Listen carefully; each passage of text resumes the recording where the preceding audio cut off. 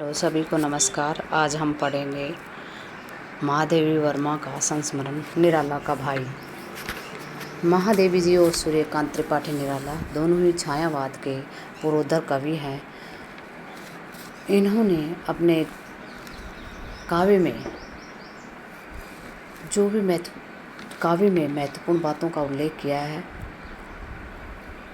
महादेवी जी ने निराला भाई संस्मरण ही क्यों लिखा, इसका भी इन्होंने बताया है कि वो निराला जी को व्यक्तिगत रूप से संपर्क न बता करके एक साहित्य के रूप में संपर्क उनका बताया था। जब महादेवी वर्मा जी अपने काल में कविताएं रचित कर रही थी, कविताएं लिख रही थी, उस समय निराला जी भी पत्रिकाओं में कविताओं का लेख दे रहे थे। और जब महादेवी वर्मा की कविताएं पढ़ी तो निराला जी ने उन कविताओं का संशोधन करके महादेवी जी को बताया करते थे।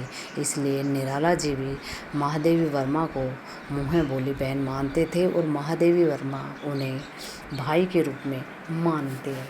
भाई भी कैसा, वो कहती है कि निराला जी का जीवन निर्धनता एवं कष्ट में रहा है। उनमें भातृत्व भाव की कोई कमी नहीं थी, इस कारण वे कोई दुराव छिपाव नहीं रखते थे। वे उनके उच्चारणों गुणों से संपन्न महाप्राण मानव थे। भौतिक दृष्टि से निराला जी भी विपन्नता को लेकर के लेखिका ने उन्हें निस्वार्थ भाई कहा, जो बिना किसी स्वार्थ के रूप में होते थे।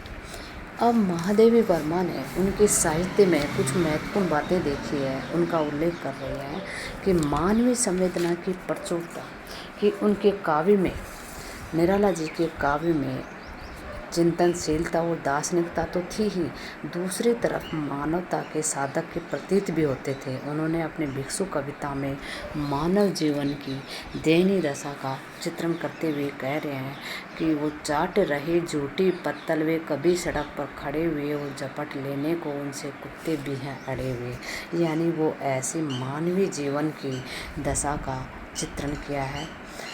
दूसरा उनका है कि वो क्रांतिकारी स्वर था, क्योंकि महादेवी जी को निराला जी के साहित्य में क्रांतिकारी स्वर दिखाई दिया। कहीं चाहे वो पूंजीवाद से संबंधित हो, चाहे नारी से संबंधित हो, चाहे समाज की रूढ़िवाद से संबंधित हो, सभी में क्रांतिकारी स्वर दिखाई दिया।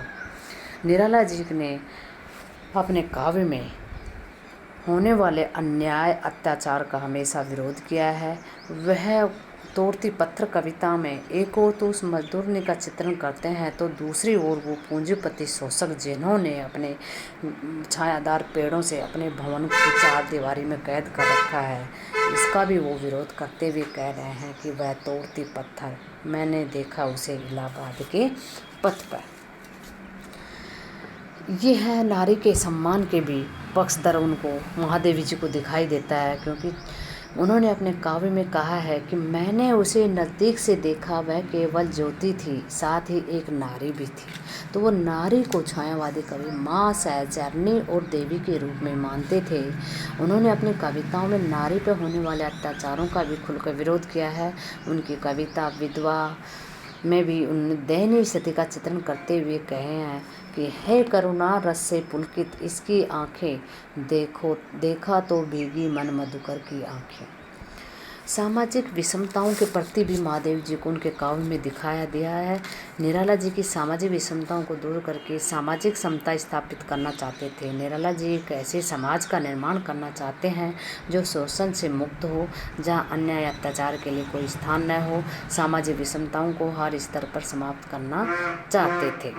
राष्ट्रीय भावनाओं से ओतप्रोत निराला जी ओज औदार्य के तो कवि थे ही, भारत की स्वतंत्रता के प्रति भी जनता को जागरूक करना अपना कर्तव्य मानते हैं। उनकी रचनाओं में राष्ट्रीय भावना कूट कूट के भरी हुई है।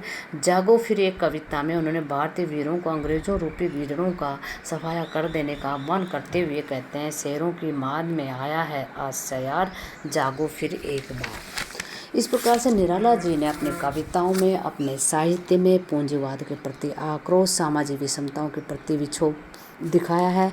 वे जनता को क्रांति के लिए प्रोत्साहित करते हैं और उनकी दृष्टि तात्कालिक जीवन का कोई दृश्य छूट नहीं जाए, इस तरह का वो चित्रण करते थे। अपने व्यंग्यों से तात्कालीन सामाजिक चेतना को झकझोरने का प्रयास किया है। कभी वे सामंतवादी व्यवस्था पर प्रहार करते हैं तो कभी जमींदारों और अंग्रेजों के अत्याचार का पर्दाफाश करते हैं। इस प्रकार से हम कह सकते हैं निराला जी ने जगत और जीवन में व्याप्त विसंगतियों पर करारे प्रहार किए हैं। वे विचारों से क्रांतिकारी एवं दीन दुखियों से समर्थक कवि हैं। शोषकों, साम्राज्यवादियों, पूंजीपतियों के प्रति उनके मन में आक्रोश है। वे शोषण के विरोधी हैं और राष्ट्रभक्ति, स्वातंत्र्य चेतना एवं आत्मगौरव के भाव में उन्होंने व्याप्त हैं। इसलिए हम कह सकते हैं कि निराला जी एक युग दृष्टा के रूप में कवि माने जाते हैं। धन्यवाद।